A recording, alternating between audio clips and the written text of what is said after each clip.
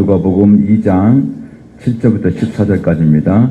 첫 아들을 낳아 강보로 싸서 구유에 뉘었으니 이는 여간이 있을 것이 없음이러라. 그 지역의 목자들이 밤에 밖에서 자기 양떼를 지키더니 주의 사자가 곁에 서고 주의 영광이 그들을 두루 비추매 크게 무서워하는지라. 천사가 이르되 무서워하지 말라. 보라, 내가 온 백성에게 미칠 큰 기쁨의 좋은 소식을 너희에게 전하노라. 오늘 다윗의 동네에 너희를 위하여 구주가 나셨으니 곧 그리스도 주시니라. 너희가 가서 강보에 쌓여 구유에 누워있는 아기를 보리니 이것이 너희에게 표적이니라 하더니 호련히 수많은 천군이 그 천사들과 함께 하나님을 찬송하여 이르되 지극히 높은 곳에서는 하나님께 영광이요 땅에서는 하나님이 기뻐하신 사람들 중에 평화로다 하니라. 아멘. 저 어제 양육반에 이제 훈련을 하면서 제가 이런 질문을 했습니다. 하나님께서 많은 기도 제목 중에 딱 한 가지만 기도 응답을 해 주신다면 어떤 기도 제목과 응답을 받고 싶냐고.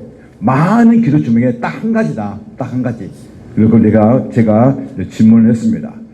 그래서 우리 한 17명의 우리 양육반 집사님들이 제가 생각했던 그 이상의 것으로 너무나 대답을 한 것을 제가 느끼면서 감동을 받았습니다.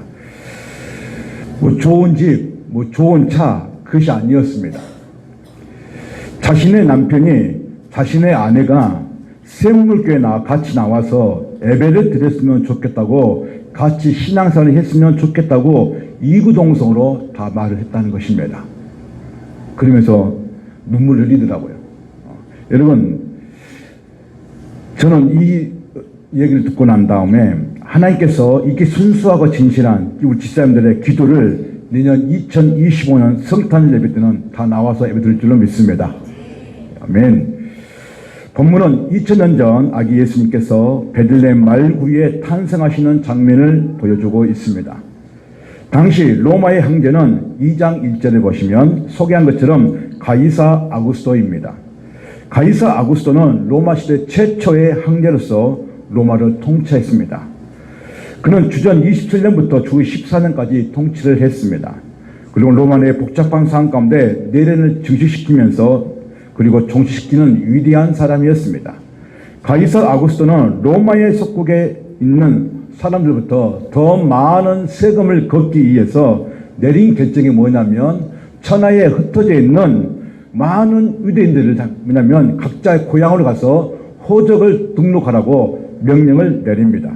이것은 인구조사를 통해서 인두세를 걷기 위한 하나의 방법 중에 하나였습니다. 흩어져 있던 모든 사람들은 자신들의 고향으로 가서 호적을 등록하러 떠나는데 예수님의 아버지 요셉과 마리아도 고향으로 떠납니다. 마리아는 임신한 몸으로 남편 요셉을 따라 나섭니다. 자, 우리 같이 한번 오늘 PPT가 안 되는 이유가 뭐냐면 제가 제 컴퓨터에서 저장을 했는데 그 저장인 용량이 0바이트가 되어버렸습니다. 그래가지고 안 됐습니다. 이제 성경을 하나씩 찾아서 같이 읽도록 하겠습니다. 자, 3절, 2장 3절 같이 한번 읽어보겠습니다. 시작. 요셉도 다윗의 집 족속이므로 갈릴리 나사렛 동네에서 유대를 향하여 베들레헴이라는 다윗의 동네로 그 약혼 마리아와 함께 호적하러 올라가니 마리아가 이미 잉태하였더라. 거기 있다. 아멘. 여기까지 읽겠습니다. 육신의 아버지 요셉의 고향은 베들레헴입니다. 본문은 다윗의 동네 베들레헴이라고 말하고 있습니다. 베들레헴에서 다윗이 어린 시절을 보낸 곳입니다. 나사렛에서 베들레헴까지는 약 110km의 거리가 됩니다. 출산을 앞두고 있는 아내 마리아를 데리고 가기에는 너무나 먼 거리입니다. 요셉과 마리아는 로마 황제 가이사의 명령에 따라 호적을 하러 올라가지만 하나님께서는 곧 태어날 아이를 미가 선지자 통해서 이미 예언한 것을 성취한 것을 볼 수 있습니다. 그래서 미가서 5장 2절 보면 베들레헴이야 에브라다야 너는 유다 족속 중에 작을지라도 이스라엘을 다스릴 자가 내게서 내게로 나올 것이라. 그의 근본은 상고에 영원히 있느니라고 말씀하고 있습니다. 이것은 이미 미가 선지자가 장차 예수님께서 태어나실 것을 탄생하실 것을 이미 예언을 하고 있는 것을 보게 된 것입니다. 그렇다면 오늘 예수님의 탄생에 주는 의미에서 그 중에 첫 번째가 무엇이냐? 가장 낮은 곳에서 오신 왕으로 오셨다는 것입니다. 예수님께서는 모든 사람들이 알도록 가장 낮은 곳에서 오시는 왕입니다. 예수님께서 베들레헴에 도착할 때에 분봉왕인 헤롯 왕이 있었습니다. 동방박사들이 유대 땅 베들레헴에서 유대인의 왕으로 나신 이가 어디 계시냐고 하면서 우리가 하늘의 큰 별을 보고 경배하러 왔다고 말을 합니다. 그래서 우리가 한 가지 중요한 사실 중 하나에 동방박사가 가져온 그 세 가지 보비압이 있습니다. 그죠? 뭘까 보시죠? 예. 자, 황금과 유황과 몰약입니다. 자, 우리 같이 한번 말씀 보겠습니다. 마태복음 한번 찾아보겠습니다. 마태복음 2장. 얼른 찾겠습니다. 마태복음 2장 11절. 마태복음 2장 11절. 오늘 이 말씀이 너무나 중요하기 때문에 그렇습니다. 2장 11절 같이 한번 읽겠습니다. 시작. 집에 들어가 아기와 그 어머니 마리아가 함께 있는 것을 보고 엎드려 아기께 경배하고 보배압을 열어 황금과 유황과 몰약을 예물로 드리니라 했습니다. 자, 보십시오. 동방박사가 가져온 예물이 세 가지가 있는데 이 세 가지가 주는 의미가 무엇이냐? 이것은 예수님의 사역을 의미한다는 것입니다. 첫 번째, 황금입니다. 황금. 그래서 황금은 왕을 상징하는 것입니다.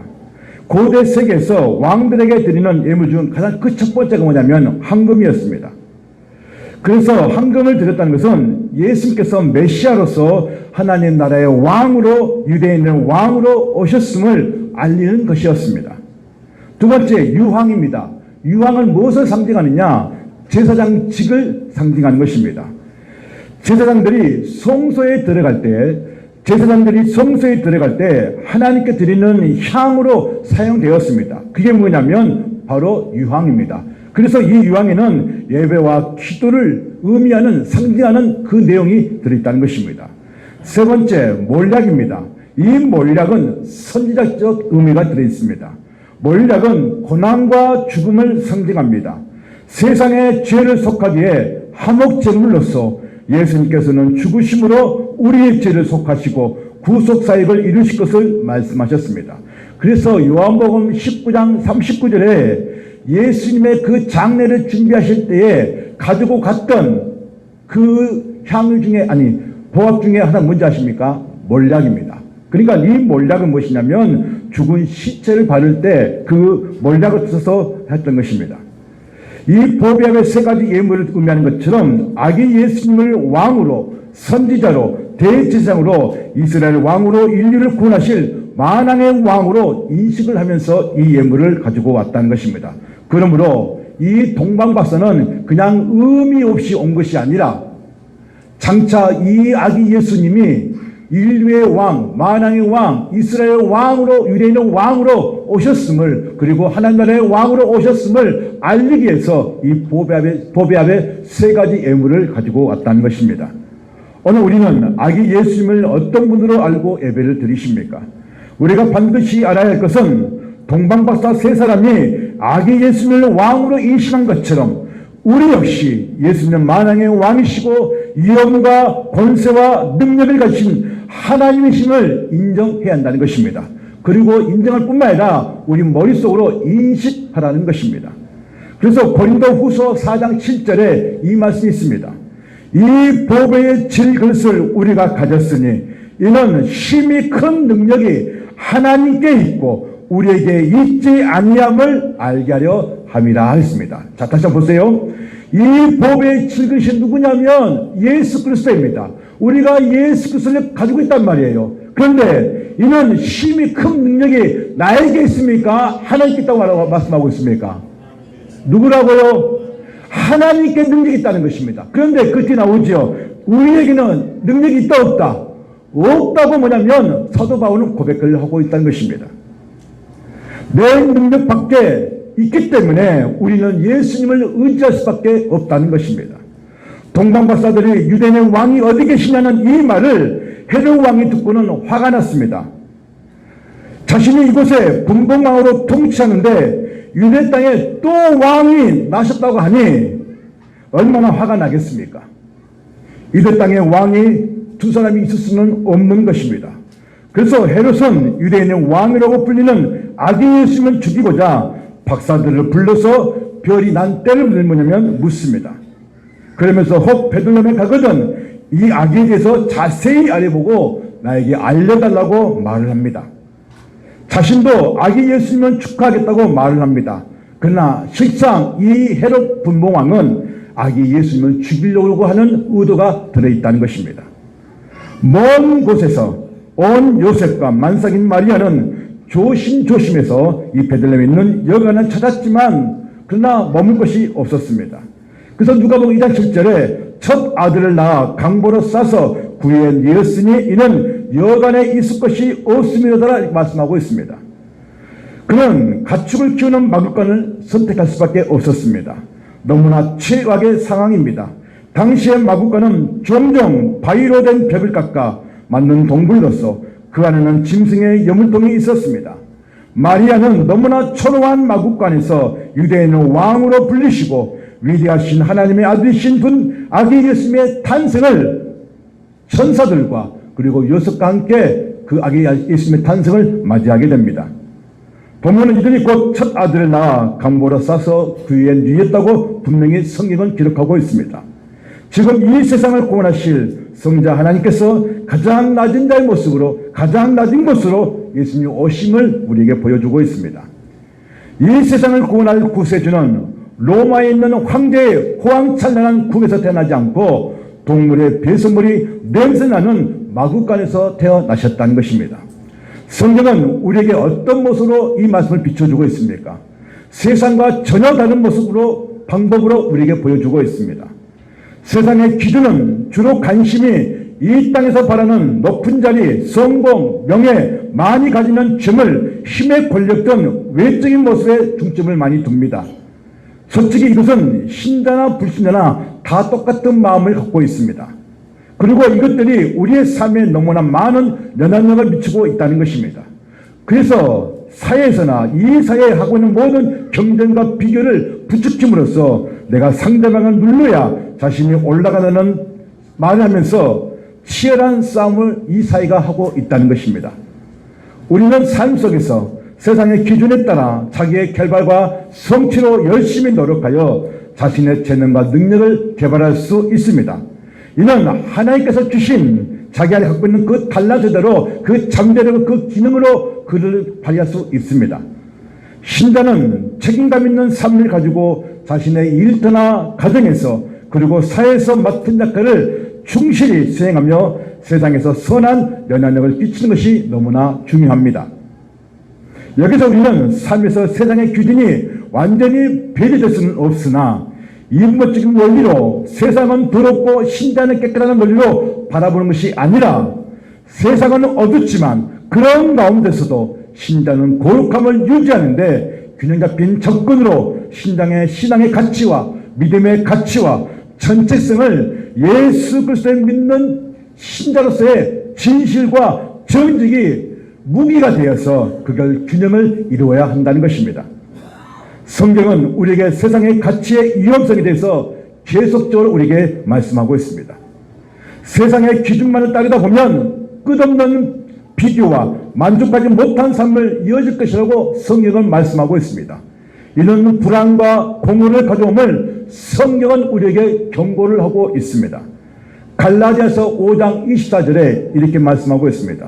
갈라디아서 5장 24절, 골로새 3장 5절입니다. 같이 한번 읽겠습니다. 시작. 그리스도 예수의 사람들은 육체와 함께 그 정욕과 탐심을 십자가에 못 박았느니라. 3장 5절. 그러므로 땅에 있는 지체를 죽이라. 곧 음란과 부정과 사욕과 악한 정욕과 탐심이니 탐심은 우상 숭배니라. 무엇이 우상 숭배라고 말하고 있습니까?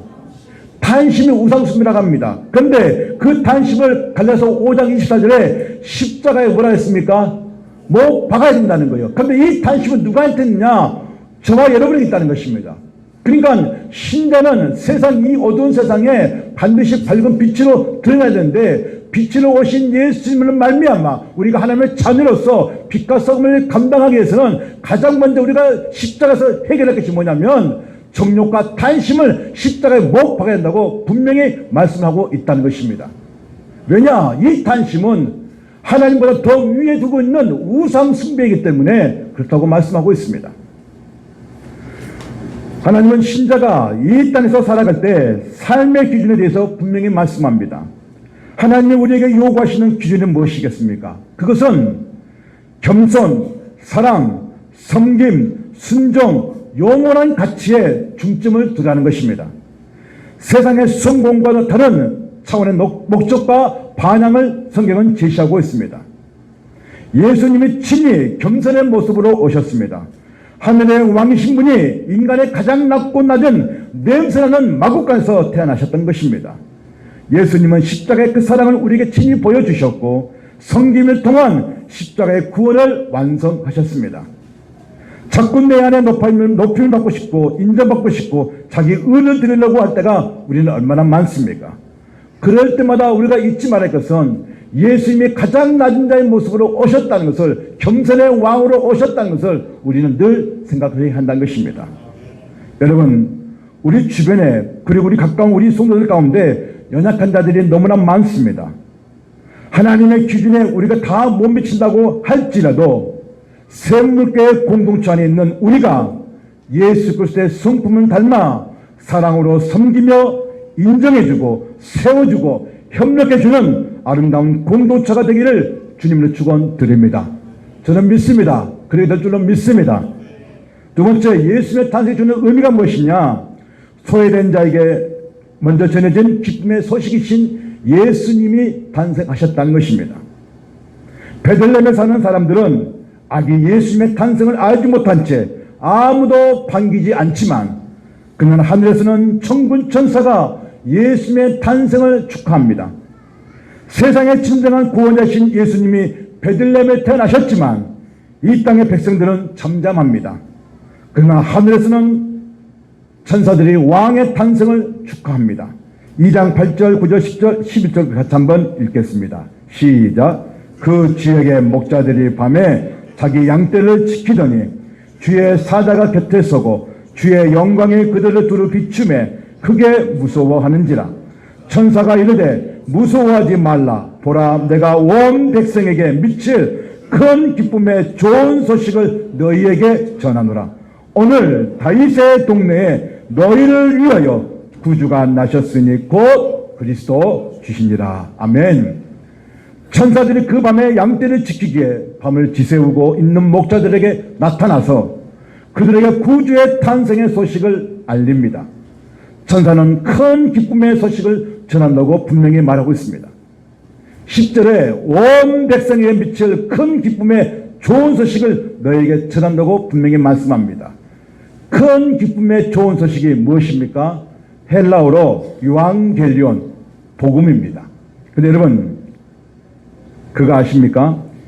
이 복음은 처음부터 교회에서 사용한 것이 아닙니다. 굿뉴스, 유앙겔리온, 이 복음은 우리 기독교가 처음 사용한 것이 아니라 로마에서 황제를 위해서 사용했던 단어가 유앙겔리온입니다. 근데 이게 세 가지의 의미의 유앙겔리온의 의미가 있습니다. 그 첫 번째가 무엇이냐? 황제가 태어날 때 복음이라고 말합니다. 복음이다, 복음이다. 황제가 태어났다. 이게 복음이었습니다. 두 번째, 로마 황제가 황제로 즉위할 때 이것이 복음이라고 외쳤습니다. 복음이다, 복음이다. 황제가 즉위했다. 이게 복음이라는 것입니다. 세 번째, 로마 황제가 전쟁에 직접 나가서 전쟁에 이겼을 때 이것이 복음이라고 외쳤습니다. 복음이다, 복음이다. 황제가 전쟁에서 이기셨다라고 뭐냐면 외치는 것이 복음이었습니다. 그러나 우리가 지금 쓰고 있는 이 복음은 그들이 말하고 있는 이 복음과 전혀 차원 다른 복음입니다. 우리가 갖고 있는 이 복음은 왕이 아니라, 세상의 왕이 아니라 우리는 하나님 나라의 왕으로서, 그리고 이 땅을 구원하실 왕으로 오신 그 예수님을, 그 복음을 우리는 참된 소식이라고, 기쁜 소식이라고 말을 하고 있다는 것입니다. 여러분, 그렇다면 로마에게 쓰고 있던 이 복음이 예수님께 썼다면 그 말을 듣고 있던 이 로마인들은 가만히 있을까요? 죽일까요? 예? 지금 황제에게 써야 할 이 복음이 지금 예수님께 쓰고 있는 이 복음을 그들이 듣고 있다면 이 예수님을 가만히 둘까요? 죽일까요? 죽일 겁니다. 그건 당연합니다. 반어절로 세워서 죽인다는 것입니다. 마태복음에 성경은 천사가 요셉에게 꿈에 헤롯이 아기를 찾아 죽이려고 하니 일어나 아기와 아내를 데리고 애굽으로 피신하라고 분명히 알려줍니다. 자, 이 내용이 어떤 내용이냐? 마태복음 2장에 가게 되면 헤롯 왕이 있습니다. 그런데 그때 헤롯 왕 때에 예수님이 태어나시는데 이때 동방박사가 뭐라고 하냐면 유대인의 왕이 어디 계시냐고 묻습니다. 그러면 지금 이 예루살렘에 왕이 몇 명입니까? 왕이 몇 명입니까? 어렵습니까? 제가 다시 설명합니다. 헤롯 왕이 있습니다. 그런데 예수님이 유대인의 왕으로 태어나셨습니다. 근데 그들이 동어서 왕으로 칭호합니다. 그럼 왕이 몇 명입니까? 예? 3명이라고요? 2명입니다. 자, 그렇다면 보세요. 헤롯 왕이 또 다른 왕이 나오면 가만히 둘까요? 죽일까요? 그렇죠. 자, 보세요. 마태복음 2장 13절에 이렇게 말씀합니다. 그들이 떠난 후에 주의 사자가 요셉에게 현몽하여 이르되 헤롯이 아기를 찾아 죽이려 하니 일어나 아기와 그 어머니를 데리고 애굽으로 피하여 내가 내게 이르기까지 거기 있으라 하시니 14절 요셉이 일어나서 밤에 아기와 그 어머니를 데리고 애굽으로 떠나가. 자, 보십시오. 주의 천사가 알려줍니다. 이 동방박사가 애굽으로 아니면 헤롯 왕한테 가지 말라는 거예요. 그리고 가르쳐준 건 뭐냐면 지금 이 아이를 죽이려고 하니까 지금 애굽으로 뭐라고요? 피신하라고 알려준 것입니다. 자, 지금 이 헤롯 왕은 속았다는 것을 알게 됩니다. 그때 이 헤롯 왕이 내리는 결정이 무엇이냐? 자, 16절입니다. 시작. 이에 헤롯이 박사들에게 속은 줄 알고 심히 노하여 사람들을 보내어 베들레헴과 그의 모든 지경 안에 있는 삼의 아이를 박사들에게 자세히 알아본 그때를 기준으로 하여 2살부터 그 아래로 다 죽였다는 거예요. 근데 18절 뭐랍니까? 라마에서 슬퍼하며 크게 통곡하는 소리가 들리더라. 당시 남자가 2세 이하에는 다 뭐냐면 죽었습니다. 베들레헴에는 부모의 통곡 소리가 울려 퍼졌습니다. 슬픔과 아픔과 가난과 없는과 눈물밖에 없는 이 땅에 아기 예수님은 태어나셨던 것입니다. 이렇게 천사들은 목자들에게 예수님의 탄생의 소식을 전해주었고 천사들은 예수님의 탄생의 모습을 보면서 하늘에서 마음껏 하나님을 찬송하는 것을 보게 됩니다. 그래서 14절에 이렇게 말씀합니다. 지극히 높은 곳에서는 하나님께 영광이요 땅에서는 하나님 기뻐하시는 사람 중에 평안하다 하니라. 아멘. 오늘 우리는 성자이신 예수 그리스도께서 이 땅에 오신 큰 기쁨의 좋은 소식을 가지고 오셨습니다. 성탄절을 맞이하면서 정말로 예수님이 이 땅에 오심이 우리에게 큰 기쁨의 좋은 소식인지는 우리는 반드시 알아야 할 이유가 있습니다. 그렇다면 예수님의 탄생이 우리에게 큰 기쁨의 좋은 소식이 되는 이유, 그 첫 번째가 무엇이냐? 하나님과 관계가 회복되었다는 것입니다. 예수님의 탄생 그 자체만 중점을 두는 것이 아니라 예수를 믿는 자들이 그분의 구원과 사랑을 경험하며 삶 속에서 기쁨을 누리고 나누는 것을 의미합니다. 아기의 탄생은 모든 사람들에게 큰 기쁨의 좋은 소식은 아닙니다. 그러나 분명히 성경이 말씀하고 있습니다. 좋은 소식은 누구한테 해야 되느냐? 기뻐하심을 입은 사람들에게 이 좋은 소식이 된다는 것입니다. 그러면 기뻐하심 입은 사람은 누구냐? 그것은 예수 그리스도를 믿는 자들에게는 이 복음이 예수님의 탄생이 기쁨의 소식이라는 것입니다. 불신자는 예수님이 태어나는 만화 아무 관계가 없습니다. 그러나 신자는 이 예수의 그 탄생이 곧 뭐냐면 나에게 하나님과 관계를 회복시켜주고 구원의 문제가 해결된다는 것이기 때문에 우리에게는 가장 큰 기쁨의 좋은 소식이 된다는 것입니다. 두 번째 예수님의 그 탄생의 주를 통해서 우리에게 주는 의미가 무엇인가? 가난한 자, 눈먼 자, 포로된 자, 눌린 자에게 자유와 해방을 주셨습니다. 누가복음 4장 18, 19절입니다. 시작. 주의 성령이 내게 임하셨으니 이는 가난한 자에게 복음을 전하게 하시려고 내게 기름을 부으시고 나를 보내사 포로된 자에게 자유를, 눈먼 자에게 다시 보게 함을 전파하며 눌린 자를 자유롭게 하고 주의 은혜를 전파하게 하려 하심이라 하였더라. 아멘. 예수님께서 공생의 사역을 하시면서 가난한 자에게 복음을 전하는데, 여기서 가난한 자는 물질적인 가난이 아니라 푸터코스, 심령이 가난한 자를 말하고 있는 것입니다. 내 안에 하나님이 없이는 살 수 없는 그 자를 뭐라냐면 푸터코스예요. 하나님만 바라고 하나님만 갈망하고 하나님만 의지하는 그 푸터코스, 심령이 가난한 자에게 말씀하고 있다는 것입니다. 그리고 누구에게 복음을 전하됐습니까?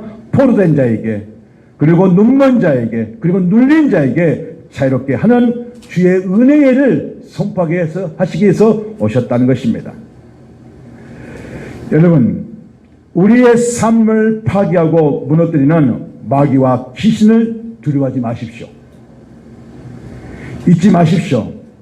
마귀는 우리의 삶을 파괴하고 하나님과의 관계를 멀어지게 합니다. 절대로 진리의 길, 바른 길, 좋은 길로 인도하지 않습니다. 연말이 되면 특히 이 기독교인들이 하나님이 아닌 점쟁이들에게 점을 보거나 운세를 보면 하나님의 진노가 무섭게 내립니다.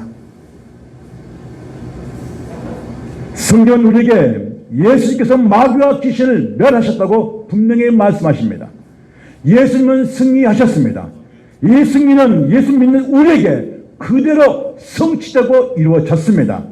그래서 믿음으로 세상을 이기는 힘이 우리에게 있다는 것입니다. 보십시오. 성경은 분명히 말씀합니다. 골로새서 1장 3절입니다. 시작. 그가 우리를 흑암의 권세에서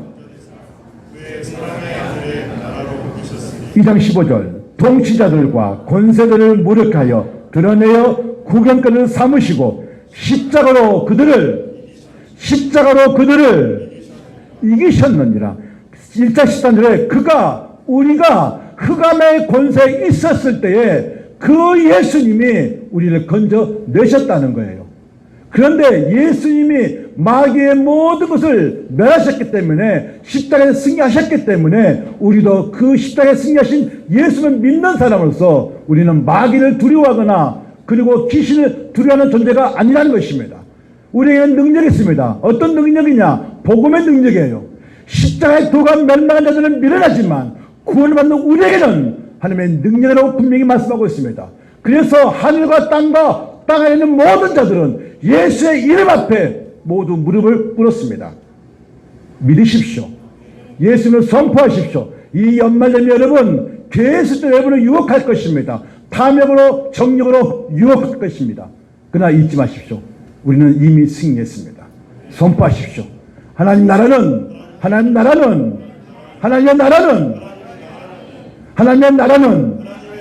말로 하는 것이 아니라 십자가의 능력이다. 십자가의 능력이에요,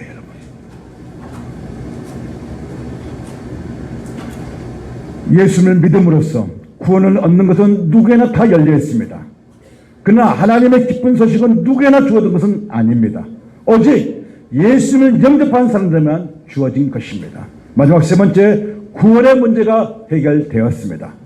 여러분, 예수님의 이름의 뜻이 뭔지 아십니까? 마태복음 1장 21절에 이렇게 말씀합니다. 아들을 낳으리니 이름을 예수라 하라. 이를 그가 자기 백성을 그들의 죄에서 구원할 자이심이라 했습니다. 그러니까 자기 백성을 죄에서 구원하시기 위해서, 죄사함을 허락하시기 위해서 예수님이 이 땅에 오셨고 그의 이름이 바로 예수라 이 말입니다.